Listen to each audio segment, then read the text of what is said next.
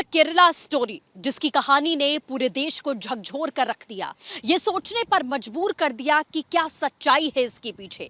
क्या वाकई ये सवाल खड़े हुए कि क्या वाकई केरला में ऐसी लड़कियां हैं जिन्हें ऐसे दलदल में ढकेला गया था। वैचारिक धर्म परिवर्तन या लव जिहाद जैसे दंश को क्या वाकई में उन लड़कियों ने झेला है। और इसी सवाल का जवाब आप तक पहुंचाने के लिए मैं और मेरे विजय संजीव, हम दोनों ने तिरुवनंतपुरम का सफर तय कर लिया है और आगे बढ़कर हम पड़ताल करेंगे उन लड़कियों की जो इस दंश का शिकार रही हैं, जिन्हें इस दलदल में ढकेला गया है। हमारी इस पड़ताल के जरिए बड़ी जिम्मेदारी के साथ में हम सच और झूठ के बीच का जो अंतर है उसे खत्म करेंगे, क्योंकि बहुत सारे लोग हैं जो बहस छेड़े हुए हैं कि ये जो कहानी है वो मनगढ़ंत है। लेकिन क्या ये कहानी मनगढ़ंत है या फिर वाकई वो लड़कियां आज भी केरल में मौजूद हैं? ये केरल की धरती पर पहुंचकर ही अपनी इस पड़ताल से हम आपके जरिए आपको दिखाएंगे कि आखिरकार सच्चाई क्या है और हर एक झूठ से जो है वो पर्दा उठेगा। हमारी इस पड़ताल के बाद सच पानी की तरह साफ हो जाएगा।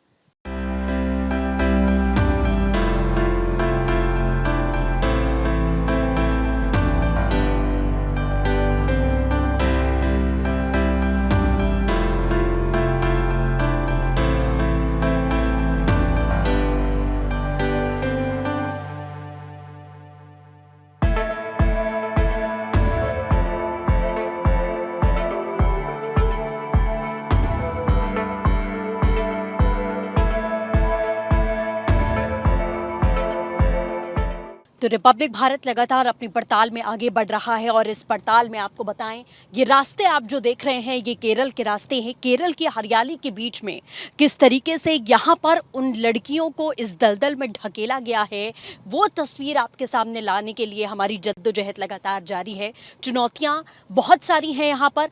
भाषा का एक बहुत बड़ा ड्रॉबैक है कि आप लोगों की भाषा बहुत ज़्यादा समझ नहीं पाते हैं, लेकिन इन चुनौतियों का सामना करते हुए रिपब्लिक भारत आपको उस सच्चाई तक लेकर जा रहा है। और इस कड़ी में हमें एक कामयाबी मिली है, एक पहले पायदान पर हम कह सकते हैं कि हमारी जो सर्च है, हमारी जो पड़ताल है वो पहले पायदान पर पहुंची है। और एक ऐसी पीड़ित लड़की से अब हम आपको इसी रास्ते को तय करते हुए मुलाकात करवाने जा रही हैं जो वैचारिक धर्म परिवर्तन का शिकार हुई है। उसका क्या नाम है, उसने धर्म बदल कर क्या नाम रखा और कैसे वापस वो हिंदू धर्म में आई, कैसे उसको बरगलाया गया, ये सब कुछ आपको हम थोड़ी ही देर में पहुंचकर उस तस्वीर के जरिए उसी लड़की की जुबानी आपको सुनाने वाले हैं।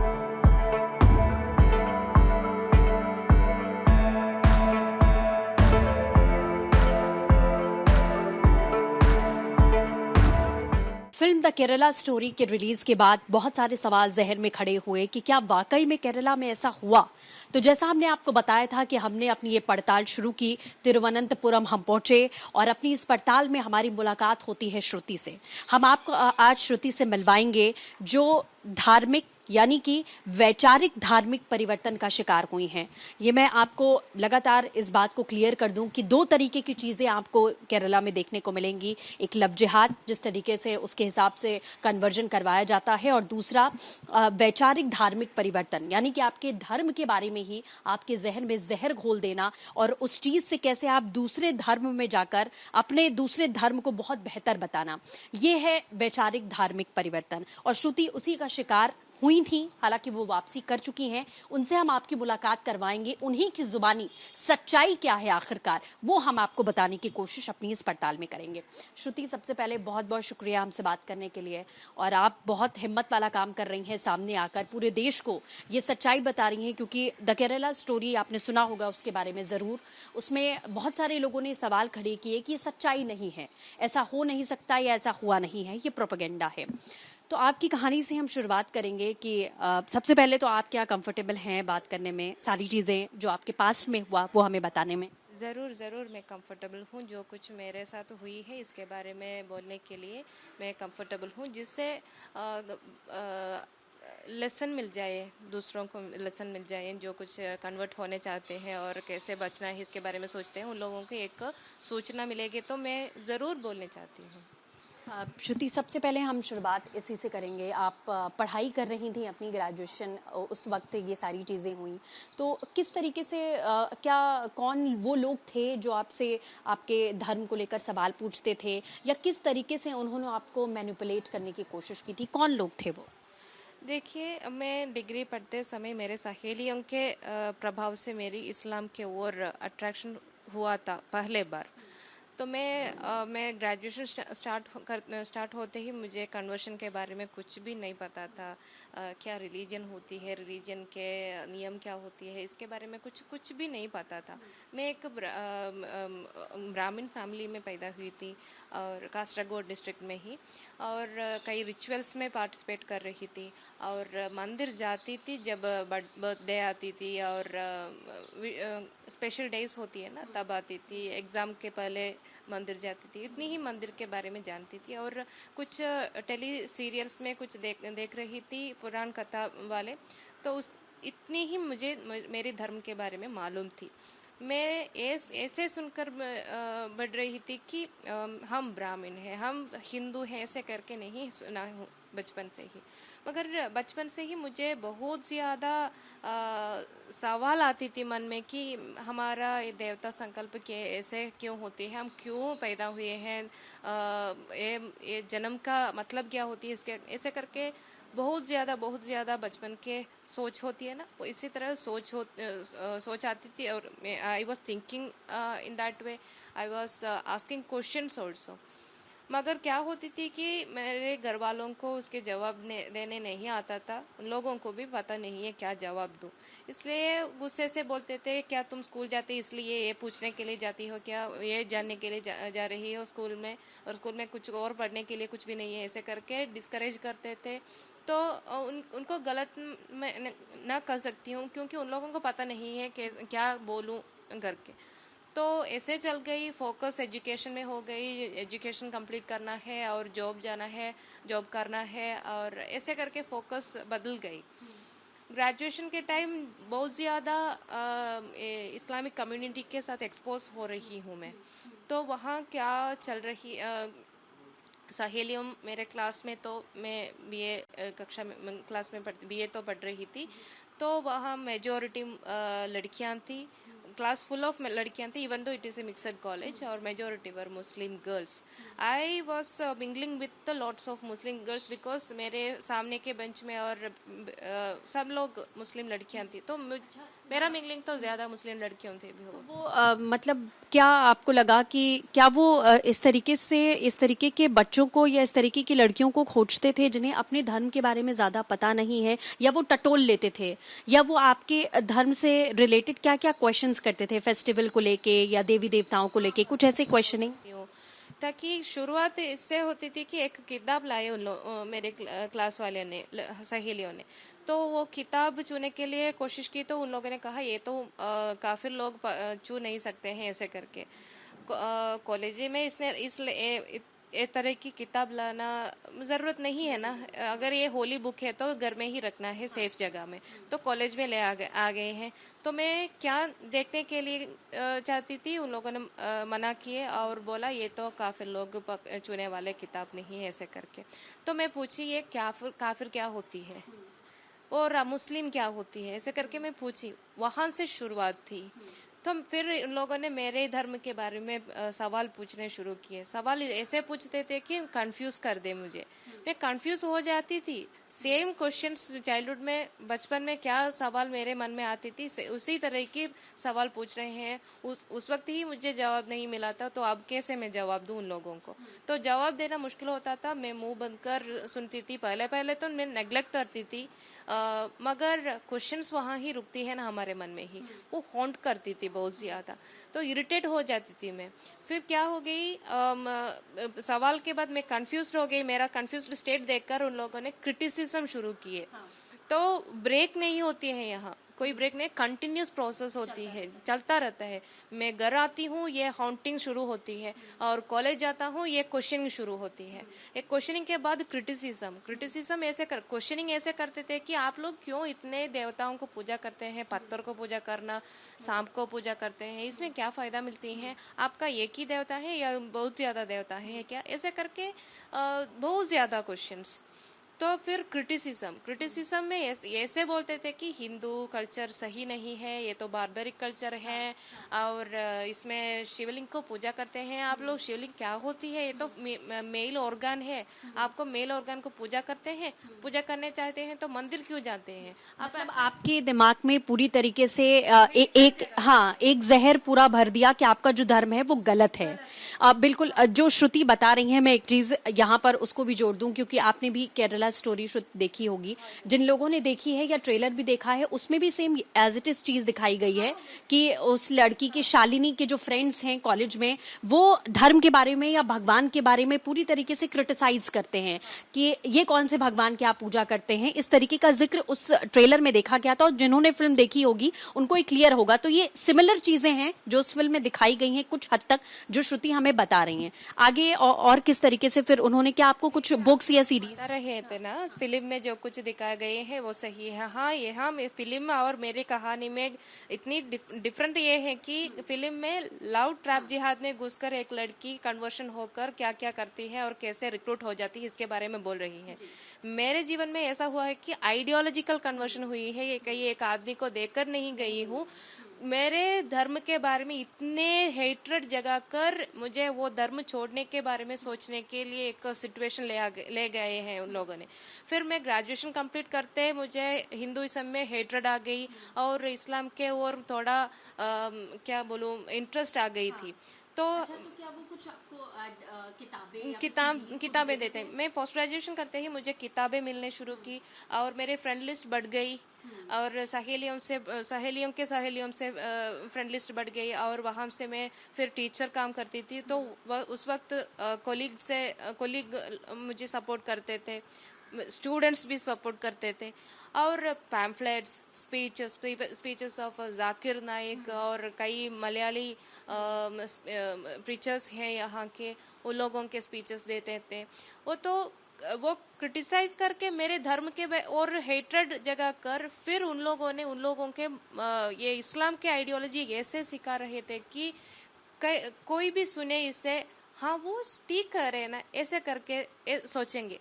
मतलब पूरी तरीके से, एक तरीके से ब्रेन वॉशिंग की, पूरा ब्रेन वॉश। पहले उन्होंने ऐसे कहेंगे तो इस्लाम सही है, अल्लाह एक ही गॉड है, और अल्लाह बहुत दयालु होती है, और ऐसा है करके हमें वो आइडियोलॉजी की ओर अट्रैक्ट कर देते हैं। वंस दे सोचते हैं कि एक बार उन्हें पता चलता है हम एडिक्ट हो रहे हैं, मतलब तो पॉइजनिंग पता चल जाता है कि इंटरेस्ट आ रहा है बहुत ज्यादा सामने वाले को, तो वो आइडियोलॉजी का शार्प हार्डकोर आइडियोलॉजी इंजेक्ट करते हैं। कैसे कि यहाँ दुनिया में इतनी ज़्यादा मुस्लिम्स को, मीन्स काफिर लोगों को इतने मुश्किल आती हैं, इतनी दुख आते हैं, क्योंकि उन लोगों ने इस्लाम की नियम पालन नहीं करते हैं, और अल्लाह के नियम पालन नहीं करते हैं, इसलिए। और पर्दा ही महिलाओं के लिए एक सेफ्टी, उन लोगों के सेफ्टी के लिए दिया गया है इस्लाम धर्म से। क्योंकि जो कुछ मर्द लोग महिलाओं की वो शरीर देखते ही उन लोगों को सेक्सुअल फीलिंग्स आते हैं, तो वो प्रोस्टिट्यूशन हो जाती है।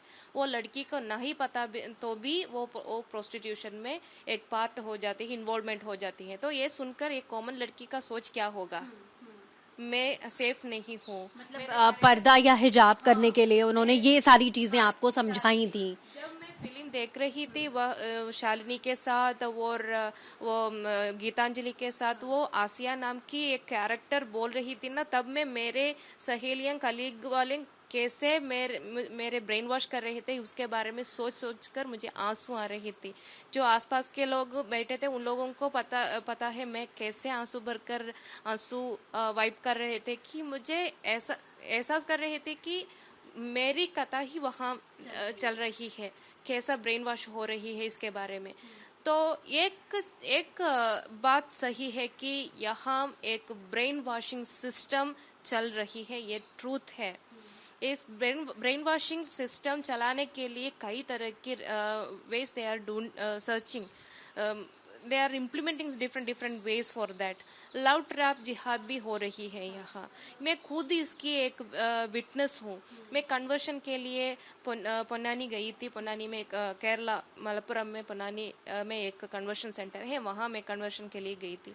वहाँ कन्वर्शन के लिए मेरे साथ 65 विमेन थी। 65 में मतलब सिर्फ हिंदू लड़कियां थी या किसी और धर्म की? हिंदी। मेरे याद सही है तो 2 ही क्रिश्चियन लड़कियां थी उस वक्त। उनमें से एक लव अफेयर के वजह से आई थी और एक लव अफेयर के बारे में कुछ नहीं बोली थी, वो तो रिलीजन के इंटरेस्ट में आई थी। मैं और मेरे साथ एक 5 लड़कियां इंटरेस्ट इंक्लूडिंग मी। अच्छा श्रुति, क्या कुछ अलग स्टेट की भी लड़कियां थी उसमें, सिर्फ मतलब केरला छोड़ के या अलग? एक रिलीजन देकर आई है एक क्रिश्चियन लड़की, वो तो कर्नाटका से आई थी। तो फिर मेरे साथ इंक्लूडिंग मी 5 लड़कियां लगभग रिलीजन देकर आई थी। बाकी सब मेजोरिटी लड़कियां और 4 और 5 ओल्ड एज विमेन भी थे वहाँ, वो भी थे। और मेजोरिटी टीनेज उम्र के लड़कियां थी और उन लड़कियों को लव अफेयर था और लवर्स के घर वालों के लिए कन्वर्ट होने के लिए यहाँ आई थी। मैं खुद देखी हूँ, बात की हूँ उन लोगों से, क्या है आपका कहानी, इसके बारे में मैं पूछी हूँ और उन लोगों ने बताई गई थी। और इतने अभिमान से इतने proudly they were speaking that एक लड़की आई थी मैं ज्वाइन करने के 2 दिन बाद। उससे मैं देखी नहीं थी ना, इसलिए मैं पूछी न्यू एडमिशन है क्या। वो बोल रही थी नहीं, मैं पहले ही थी यहाँ, मगर मेरे पापा मामा कंप्लेंट किए थे, हेबियस फाइल किए थे, तो मैं कोर्ट गई थी। उससे बाद क्या हुआ मैं पूछे तो वो बताई थी। मैं बोली कोर्ट में मेरी इक्का मतलब वो जान कहते हैं हिंदी में, मेरी जान के साथ जाना है, लवर के साथ जाना है और मम्मी पापा के साथ ना जाना है, ऐसे बोली। उन लोगों ने वापस गए, रो रहे थे। मुझे कोई प्रॉब्लम नहीं है, मैं तो जान के साथ आने चाहती हूँ, इसलिए मैं आ गई, ऐसे करके proudly she was speaking about that. जिस तरीके से आपने बताया कि फैमिली जाहिर है परेशान होती है, जब आप कन्वर्जन में गए होगे आपकी फैमिली भी परेशान हुई होगी, तो मतलब एक तरीके से आपको ब्रेन वॉशिंग के साथ, अपने धर्म को के प्रति नेगेटिविटी के साथ, पेरेंट्स से भी अपनी फैमिली अटैचमेंट आपका पूरा खत्म हो जाता है काइंड ऑफ, कि हमें कोई फर्क नहीं पड़ता, या हम अब इस तरीके से पत्थर के बन चुके हैं कि हमें सिर्फ वो धर्म चाहिए बस। एक देखिए, एक आदमी कन्वर्शन हो रही है, वो तो इधर इट इज लेडी और मैन हुएवर, कन्वर्शन होकर एक आइडियोलॉजी सही नहीं है सोचकर दूसरे एक आइडियोलॉजी एक्सेप्ट करते हैं, तो मैन ही होना चाहिए ना, ह्यूमन ही होना चाहिए। कैसे एक ह्यूमैनिटी ही चल रही है यहाँ। कन्वर्शन होते ही फैमिली के ओर हेट्रेड बढ़ती है और हिंदुइज्म के ओर हेट्रेड बढ़ती है और सोसाइटी में जो कुछ काम गलत होती है वो करने के लिए आगे आ रहे हैं, मोटिवेट कर रहे हैं। देखिए, मैं इस्लाम के वो मतांतता में कुछ भी कर सकती थी। मैं मेरे अपा अम्मा से गलत तरह से बात की हूँ, गुस्से से बात की हूँ। अम्मा को मारती थी मैं, एक बार मारी थी मैं, और टेंपल जाकर वहाँ थूकती थी, स्पिट करती थी और गालियाँ देती थी शिवलिंग को देखकर। इतनी गालियाँ देती थी कि मुझे अब भी सोचकर मैं क्यों ऐसे कर रही थी, ऐसे सोच रही हूँ। अब तो मैं इससे मैं ऐसा एक संदर्भ मेरे जीवन में हुआ, इससे मैं ऐसा नहीं सोच रही हूँ, गिल्टी फील है अंदर में, मगर मैं इसके लिए प्रायश्चित भी कर रही हूँ। अच्छा, मैं आपसे ये भी जानना चाहूँगी कि उन लोगों ने जिस तरीके से आपका ब्रेन वॉश करने की कोशिश की, क्या कॉलेज में और भी लड़कियां थीं जिनके साथ वो ऐसी बातें करते थे, जो आपके कॉलेज में या आपके क्लास में अगर आपको याद हो, जिनको वो इस तरीके से मोटिवेट करने की कोशिश करते थे कि आपका धर्म पूरी तरीके से गलत है? या आपको लगता है कि मतलब कोई एक गैंग था जो सिर्फ इसी पर्पस से काम करता था कि हमें लड़कियों का ब्रेन वॉश करना है और उनको कन्वर्जन करवाना है? देखिए, मेरे कॉलेज टाइम के बारे में बहुत ज़्यादा मुझे ये बता नहीं सकते हैं कि मेरे मेरे तरह कई और लड़कियां इन लोग के चक्कर में घुस गई हैं या नहीं। मुझे तो इसके बारे में पता नहीं है। मगर एक बात सही है कि जब मैं स्कूल में पढ़ाती थी तो मेरी एक 6 स्टैंडर्ड स्टूडेंट मुझसे ये कहा था, मैं इसलिए नहीं इस्लाम एक्सेप्ट की है, मगर वो एक लड़का 6 स्टैंडर्ड लड़का मुझसे ये बोल रहा था कि टीचर आप हमारे धर्म को और आइए, आप इस्लाम के ओर आ जाइए, मैं मेरे पापा से बोलकर आपको 7 लाख रुपए देंगे। अच्छा, ये 6 स्टैंडर्ड का बच्चा बोल रहा है। स्टैंडर्ड लड़का बोल रही है। कितने साल का रहा होगा? 6 स्टैंडर्ड बोलने तो कितना उम्र होगा, 10-12 साल का होगा। और एक 4th स्टैंडर्ड लड़की मुझसे ये से बोल रही थी कि आप कितनी सुंदर दिखती है टीचर, आप हमारे धर्म की ओर आ जाइए। क्यों हिंदू होकर सुंदर नहीं होना है? इसमें क्या गलत होती है? मेरा मतलब, मेरे ये एग्जाम्पल देकर मैं ये कहना चाहती हूँ कि कितनी रिलीजियस पॉइजन इंजेक्ट कर रहे हैं इतनी मासूम सी उम्र से ही। जिन्हें कुछ पता ही नहीं है, अभी ना इस्लाम के बारे में पता होगा ना हिंदुज्म के बारे में। हाँ, ऐसे बोल रहे थे कोई से भी आप डरो मत, टीचर से डरो मत, मम्मी पापा से डरो मत, आप एक से डर लीजिए, अल्लाह से। हाँ, 4th स्टैंडर्ड का एक लड़का होमवर्क नहीं किए थे, तो मैं पूछा क्यों आपको डर नहीं लगता, टीचर वालों से डर नहीं लगते हैं, आप बिना होमवर्क लिख कर आए हैं? तो वो बोल रहे थे मेरे उस्ताद मतलब ये मौलवी होते हैं, ये तो मदरसा में सिखाते हैं ना, उन लोग वो ऐसा कहा है कि एक को डरना है, वो अल्लाह है, अल्लाह को ही डरना है। क्या रेस्पेक्ट सिखाते हैं इन लोगों ने?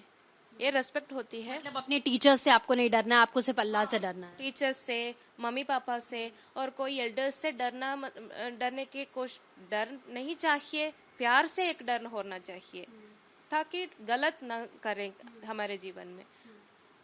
मगर ऐसा नहीं सिखाते हैं उन लोगों ने, सिर्फ अल्लाह से ही डरिए, कोई और से नहीं डरिए।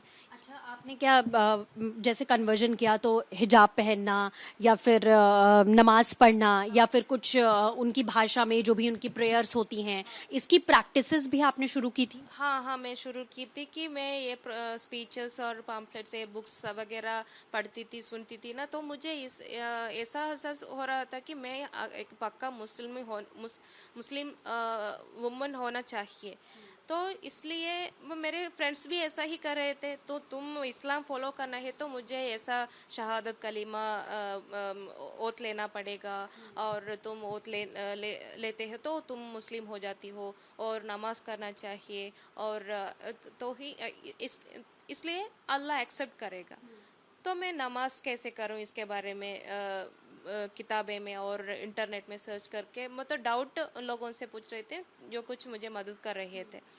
तो मुझे ऐसा एक फील था कि मैं जो कुछ सीखा हूँ वो मेरे घर वालों से बोलना है। आप लोग गलत विश्वास फॉलो कर रहे हैं, मैं एक सही विश्वास में आ गई हूँ, आप भी आना है, ऐसे करके मेरे बोलने के लिए मन आ रही थी। तो मैं नमाज से शुरू की और सब कुछ प्रैक्टिस, सब कुछ मेरे इस्लाम की ओर ही गई। मेरे ड्रेस कोड घर वालों ने देखा होगा, उनका क्या रिएक्शन? घर वालों नहीं देखा है, कुछ बदल रही है लड़की के ऊपर। हाँ, महसूस कर रहे थे, बिहेवियर में चेंजेस हो रही है, और बातचीत में भी चेंजेस हो रही है, बिंदी नहीं लगती, और टेम्पल पहले ही टेम्पल जाना मुश्किल से जाती थी, और अब जा रही ही नहीं। और टेम्पल के बारे में बोलेंगे तो गुस्से से शाउट करती है, और अपा अम्मा से भी बात नहीं करती प्रॉपरली, खाना भी सही तरह से खाती नहीं है, जो क्योंकि काफिर लोग बनाते हैं ना खाना, इसलिए। तो मैं फिर कहने के लिए कोशिश कर रही थी, मगर मेरे सहयोगियों और उनके वजह से परिचय हुए मत के आदमी होते हैं ना, ये उस्ताद वाले और मौलवी वाले होते हैं ना, उन लोगों ने कह रहे थे कि आप घर में नहीं बोलो, अब आप बोले बताओ मत, अब बताओ। कन्वर्जन के लिए आपको जब आपने किया, जैसे जो सेंटर आपने बताया, वहाँ पे आपको कोई लेकर गया था अपने साथ में, आपको लेकर गया? अकेली गई थी। वहाँ से उन लोगों ने कहा कि आप अकेले आओगे तो यहाँ एक्सेप्ट नहीं करेगा। अच्छा। तो इसका मतलब मैं फिर पहचान गई कि कोई लवर्स के साथ आते हैं ना, इसलिए मैं भी मगर मेरे साथ कोई भी नहीं था। वो मैं कन्वर्शन होने के लिए जा रही हूँ ये सुनकर मेरे सहेलियाँ और मेरे सहयोगियों को जो कुछ मुझे मदद कर रहे थे उन लोगों ने मुझे चीट कर दिए। उन लोगों ने कहा हम आगे वो आपके साथ नहीं बढ़े, बस उनका काम वहीं पे खत्म हो गया। हो गया और मैं अकेली ही वहां से गई। और कन्वर्शन सेंटर से भी उन लोगों के ऐसा सिखाते थे कि ये हमारा राष्ट्र नहीं है, एंटी नेशनल टाइप की एक आइडियोलॉजी सिखा रहे थे उन लोगों ने। तो एकदम जिहादी माइंडसेट हुई थी, जिहाद माइंडसेट हुई थी वहां से आते आते ही। मतलब धर्म के साथ साथ देश से भी नफरत करना वो सिखा रहे थे कि ये देश हमारा नहीं है या ये लोग हमारे नहीं, ऐसी बातें करते। हाँ हाँ, ये हमारा राष्ट्र नहीं है, ये तो काफिर लोग का राष्ट्र होती है, हिंदू का राष्ट्र है। हमें यहाँ इस्लाम फैलाना है, हमें हमारा राष्ट्र वो होती है वहाँ मोहम्मद पैदा हुए थे और उनका खबर है, ऐसे करके बोल रहे थे। मेरे मन में ऐसा, मेरे नहीं सारे लोग का मन में वो कन्वेंशन सेंटर में ऐसा एहसास हुआ होगा कि यह हम इस्लाम फैलाकर यहाँ से चलना है बाहर। अगर मैं इस्लाम में ही कंटिन्यू कर देती तो मैं भी जो कुछ शालिनी के जिंदगी में हुआ था इससे कुछ वो हो सकता था। क्योंकि सही बात है, आपने कहा कि नेशनल एंटी नेशनल वो बनाने की कोशिश कर रहे थे, तो हो सकता है आगे का जो पड़ाव हो उसमें उनका मोटिव यही रहा हो जैसा उस फिल्म में दिखाया गया है। हाँ, तो एकदम इस ग्लोबल इस्लामाइजेशन करने के लिए जो कुछ करने के लिए जो कुछ ब्रेन वॉशिंग सिस्टम चल रही है यहाँ और रिक्रूटिंग सिस्टम चल रही है, ये सब कुछ मतलब एक प्रोफेशनलिज्म की तरह ये काम हो रहा है कि ये प्रोफेशनल्स हैं कि हमें इस तरीके से लोगों का माइंड वॉश करने की एक प्रोफेशनल अप्रोच ही यहाँ चल रही है। क्या कौन कर रही है और करते हैं इस ग्लोबल इस्लामाइजेशन के लिए, ये तो एक पता चल गया है सब लोगों को, मगर कौन कौन कर रही है इसके बारे में तो ढूंढना ही पड़ेगा। तो आप लेकिन ये अब जरूर कह सकती हैं कि बहुत ह्यूज लेवल पे ये चीजें चल रही हैं, बहुत ह्यूज लेवल पे। ज़रूर ये ह्यूज लेवल पे ही हमारे समाज में ये कन्वर्शन के डिफरेंट टाइप की कन्वर्शन हो रही है। आपको मालूम है लव ट्रैप जिहाद होती है। लव ट्रैप जिहाद में नारकोटिक इन्वॉल्वमेंट भी होती है। अब तो मैं एक संस्था की रिप्रेजेंटेटिव हूँ, आर्ष विद्या समाजम कह के। मैं वापस आई हूँ इसी संस्था के वजह से। यहाँ के हमारे गुरुजी ये भी एक बहुत क्यूरियोसिटी है कि आप वहां पहुंची, वो काइंड ऑफ आप ट्रैप हो चुकी थी, आइडियोलॉजिकल कन्वर्जन आपका हो चुका था, अपने देश से नफरत या फिर अपने धर्म से नफरत आपको हो चुकी थी, लेकिन ये घर वापसी कैसे हुई? वापस क्या ऐसी चीजें थी जो आपको वापस अपने धर्म की तरफ लेकर आई? देखिए क्योंकि ऐसा बहुत कम होता है कि एक बार ट्रैप होने के बाद में आप वापसी कर पाओ। हाँ, मैं तो वहाँ कन्वर्शन सेंटर में पढ़ रही थी ना, उस वक्त मेरे मम्मी पापा को पता चल गया मैं मिसिंग हूँ। मैं झूठ बोलकर अचानक गई थी। गाइडेंस ऐसा था, अचानक एक दिन घर से बाहर आकर कन्वर्शन सेंटर ज्वाइन कीजिए, ऐसे करके एडवाइस दे रहे थे। और ये भी एडवाइस दे रहे थे मतलब अचानक सब नॉर्मल चल रहा हो और आप अपने घर से गायब हो जाओ। और एक मौलाना था वहाँ आसपास के एक मस्जिद के, वो ऐसा बोल रहा था कि एक लेटर दिए थे, रेफरेंस लेटर ज्वाइन करने के लिए कन्वर्शन सेंटर। वो ऐसा बोल रहा था कुछ मदद आएगा, कुछ प्रॉब्लम हो जाएगा तो आप एक औरत को कॉल कर सकते हैं, वो वुमन फ्रंट से जुड़े हुए हैं। उनका नंबर भी दिया था? नंबर दिया नहीं था। वो बोल रही थी कन्वर्शन सेंटर जाके वहाँ से मुझे कॉल करो, तो मैं उस वक्त मैं नंबर दूंगी, वहाँ से तुम औरत का कॉल करो और उससे बोलो कन्वर्शन का प्रोसीजर कंप्लीट हुआ है और कुछ घर वालों पुलिस कंप्लेंट और कुछ प्रॉब्लम वो चीजें कानूनी तौर पे वो टैकल कर रहे हैं। हाँ, टैकल करेगा ऐसे करके। तो ऑर्गेनाइजेशन का इन्वॉल्वमेंट भी हो रही है। तो वहाँ से पुलिस वालों के मदद से मेरे घर वालों वहाँ से लेकर आ गए। तो उस वक्त भी उन लोगों ने मुझे छोड़ने वाले नहीं थे। ऐसे बोल रहे थे कि उन लोगों के साथ मत जाओ, कुछ पूजा वगैरह करेंगे और ब्रेन वॉश करने शुरू करेंगे। आप दीन में ही, दीन मतलब मत होती है ना, मत में ही रुकना है, अल्लाह को ही प्रार्थना करना है। अभी पेरेंट्स की कोशिश के बाद भी वो कोशिश कर रहे थे कि आप चंगुल से निकलो नहीं। निकलो नहीं और यहाँ से जाओ मत, ऐसे करके बोल रहे थे।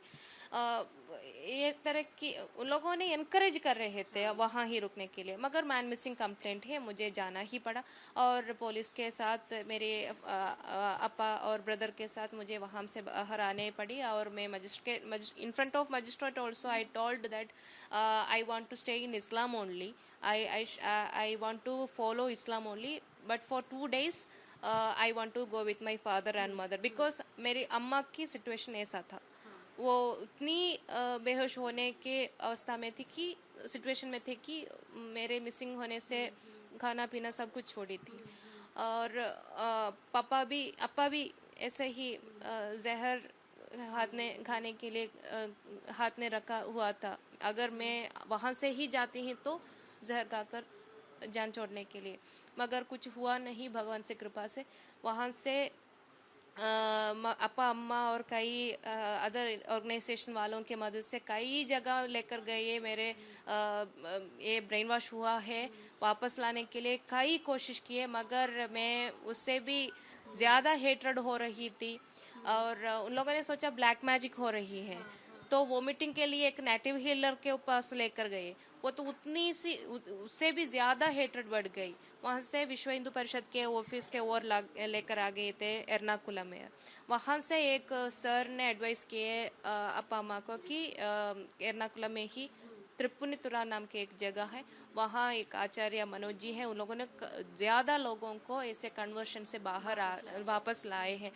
तो मुझे ऐसा लग रहा था कि अब ये काउंसलिंग वगैरह यहाँ से ही स्टॉप करना है, मुझे ये गुरुजी को ही कन्वर्ट करना है और आसानी से सब लोगों को कन्वर्ट करें, ऐसा मन आ रहा। मतलब आपके दिमाग में ये थॉट तक था कि ठीक है मैं जाऊंगी आश्रम में और मैं ही सबको कन्वर्ट कर लूंगी, मतलब कन्विंस कर लूंगी कि आप इस्लाम में कन्वर्ट हो। तो मुझे आसानी से कन्वर्ट कर सकती हूँ। गुरुजी और शिष्य मतलब आप उन लोगों की तरह ही बात करने लग गए थे, बिहेव करने लग गए थे, जैसा वो करते थे आपके साथ उन्होंने किया, वैसा ही आपने पूरा प्लान बनाया कि मैं यहाँ वो कर सकती हूँ। ऐसा ही मेरा प्लान था, मगर सब प्लान ब्रेक हुआ। गुरुजी से बात करते ही वो कुरान को रख कर ही मुझसे बात कर रहे थे। मैं इतना नहीं सोची हूँ, मैं बोल रही थी मुझे आपका वो वेद भगवत गीता सब कुछ के बारे में पढ़ना नहीं है, मैं तो एक मेरा गॉड अल्लाह ही मेरा गॉड है, मेरा एक होली किताब है, ये रख कर बात कर रहे हैं, ऐसे करके बोल रही थी। तो कुरान रख कर ही बात कर रहे थे। मेरा सोच और मेरा थिंकिंग और मेरा इंटेलेक्चुअली रीजनिंग पावर को उठाकर गुरुजी मुझे हेल्प कर रहे थे कि मैं कैसे इस्लाम की ब्रेन वॉशिंग मेरे पास हुई है, वो आइडियोलॉजी का इंजेक्शन है कैसा हुआ है, इसके बारे में मुझे ही पता चलते, ऐसे इस तरह से मुझे हेल्प कर रहे थे उन लोगों ने। कहाँ भी फोर्स नहीं किए थे गुरुजी ने, ऐसे बोल रहे थे कि आप एक सही आइडियोलॉजी को फॉलो करने के लिए निकले हैं, आप एक सही ईश्वर विश्वास के बारे में पढ़ने के लिए आप ट्राई कर रहे थे, तो आपको गलत फहमी हो गई है, आप कैसे गलत फहमी हो गई है आपको ही पता चलेगा। अच्छा, आप तो खुशकिस्मत रहे जो आप वापस आ गए, लेकिन ऐसे पता नहीं कितनी लड़कियां हैं जो अभी भी ट्रैप में है, चाहे वो लव जिहाद हो या फिर इस तरीके से आइडियोलॉजिकल चेंज करने की बात हो, वो अभी भी उसी ट्रैप में होंगी, क्योंकि वो तो प्रोफेशनली वैसे ही काम कर रहे हैं। क्योंकि जब आप इस हद तक पहुंच गई थी कि मैं अब लोगों का कन्वर्जन करवा सकती हूँ, मैं कन्विंस कर सकती हूँ लोगों को, तो ऐसे बहुत सारी लड़कियां होंगी जो अलग अलग, जैसा आपने बताया लव जिहाद हो या फिर सोच बदलना हो, वो जहर अभी भी चल रहा है यहाँ। देखिए, मैं बोली थी पहले ही, मैं लव जिहाद मत कहिए इसको, लव ट्रैप जिहाद ही हो रही है। लव ट्रैप जिहाद होती है, इसके एक विटनेस हूँ। वहाँ कन्वर्शन सेंटर में इतनी लड़कियों को देखी हूँ, यहाँ ही 10 साल से मैं इतनी लड़कियों को लव ट्रैप जिहाद में घुसकर देखती हूँ। फिजिकल असल्ट होकर यहाँ आ रहे हैं और रिलीजियसली लड़कों के लिए वहाँ भी ऐसे एक ज़्यादा लड़कियों को देखी हूँ, उन लोगों के फिजिकल अटेम्प्ट तो हो गई है। शादी के बारे में बोलेंगे तो ये कन्वर्शन के बारे में बोलते हैं, तो कन्वर्शन करने के लिए आ रही है। यहाँ भी ऐसे तरह की कई एग्जाम्पल्स देख रही हैं। मुझे ऐसा ये सही है पता चल गए यहाँ से ही कि एक बड़ा एक कन्वर्शन स्ट्रैटेजिकल एक सिस्टमेटिक प्लानिंग करके और ऑर्गेनाइजेशनली और प्लानिंगली ये सब हो रही है। इसके बारे में मुझे यहाँ से जानकारी मिल रही है। कई तरह की नारकोटिक जिहाद भी हो रही है यहाँ, और लव ट्रैप जिहाद में घुसकर फिजिकल अशोल्ट होकर कितनी लड़कियां की नारकोटिक जिहाद का जो आपने जिक्र किया, इसका कुछ एक अंश जो है वो उस फिल्म में दिखाया गया है कि कुछ पिल्स दी जाती थी उन लड़कियों को। आपने देखा होगा तो आपको याद होगा कि उनको कुछ पिल्स दी जाती थी जिससे वो अपना होश हवास खो देती थी। उसके बाद रेप अटेम्प्ट्स किए जाते थे उनके साथ में। ये कई लड़कियां यहाँ आए हुए लड़कियां बोल रहे थे कि उन लोगों को एक तरह की टैबलेट दे रहे थे और टैबलेट के बाद उन लोगों को बेहोश हो रहे थे। और कई लड़कियां ऐसे बोल रही थी कि उन लोगों को एक तरह की वाइट पाउडर देते थे और तो उससे मिक्स करके तो स्मेल करने के लिए बोल रहे थे, ड्रग्स के तरह। और कई लड़कों भी आते हैं, कन्वर्शन के विक्टिम लड़कों भी होते हैं। ये सिर्फ लड़कियों को नहीं, लड़के भी ऐसे कहते थे कि उन लोगों को एक एजेंट के तरह बदलने के लिए इनडायरेक्टली उन लोगों को ये वो सामान लेकर आओ, ये सामान लेकर आओ करके वो जहाँ ये नारकोटिक्स ड्रग्स वगैरह रखते हैं वहाँ जाकर उसको लेकर आने के लिए बोलते हैं, सप्लाई करने को, प्लेयर्स बनने के लिए ग्रेजुअली इस लेकर। तो इसके डेंजर क्या होती है इसे मालूम होकर वहाँ से आए वाले लड़कों भी थे, यहाँ आए थे, उन लोगों से भी बात हुई थी हमारी। और लड़कियों में ऐसे भी एक कहानी सुनी हुई, एक लड़की को दो साल पहले एक लड़की आई थी, हाँ, वो बोल रही थी कि एक तरह की चॉकलेट दे रहा है लड़कों ने। तो ये वो चॉकलेट गाकर ऐसा फील हो रहा था लड़कियों को कि सिर्फ उसको नहीं कई और लड़कियों को भी दे रहे थे उन लोगों ने। तो ऐसा एहसास हो रहा कि और भी चाहिए वो चॉकलेट की लत लग जाए। एडिक्शन तरह की एक कई चॉकलेट्स मार्केट में अवेलेबल में है, चॉकलेट खाते हैं, इतनी एडिक्शन नहीं आती है, मगर इसमें एडिक्शन आने वाली कुछ चीज़ डालते हैं ऐसे करके। तो इतनी बड़ा एक नेटवर्क ही इसके पीछे है। वो ढूंढना ही चाहिए कौन कर रहे हैं, कहाँ से इन लोगों को ये चीज़ मिल रहे हैं, कहाँ से ट्रेनिंग मिल रहे हैं, ये सब कुछ ढूंढकर ये सोसाइटी में दिखाना ही चाहिए। ये तो स्टॉप ऐसे करना है, ये गलत काम हो रही है इसे करना है, ये फिल्म को नहीं बैन इसे करना है, फिल्म को नहीं। वो तो तमिलनाडु में और बंगाल में फिल्म को बैन करने की एक न्यूज़ सुनी हूँ। मुझे ऐसा एहसास हो रही है कि हम अब आर्ष विद्या समाज में हैं, जुड़े हैं सब लोग, हमें में 20+ ऐसे वापस आए हुए लोग हैं यहाँ के लाइफ टाइम वर्कर्स। हमें ऐसा लग रहा है कि हम विक्टिम्स के और हंसी उठाकर इन लोगों ने सपोर्ट कर रहे हैं जो कुछ ये काम कर रहे हैं। हमें ऐसा एहसास हो रही है फिल्म बैन करने से कुछ भी नहीं चलेगा, ये सब लोग दिखाना है। इवन मुस्लिम्स भी, ये तो प्रोपेगेंडा की बात नहीं है, एजेंडा की बात नहीं है। देखिए यहाँ से हंड्रेड्स ऑफ पीपल रिक्रूट हो गए थे ISIS के ओर, है ना।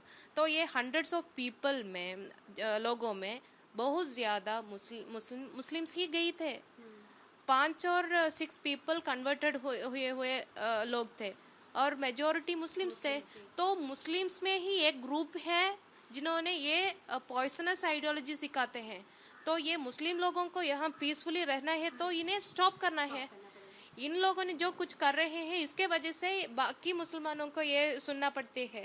तो आप उन लोगों से मुझे ये कहना है कि आप लोग हमारा मुंह नहीं बंद करना है, उन लोगों का काम बंद कीजिए, उन लोगों को रुका दीजिए। क्यों हमारे जो कुछ सही बोलने चाहते हैं उसको रुकना है, क्यों रुकना है? इससे क्या फ़ायदा मिलते हैं?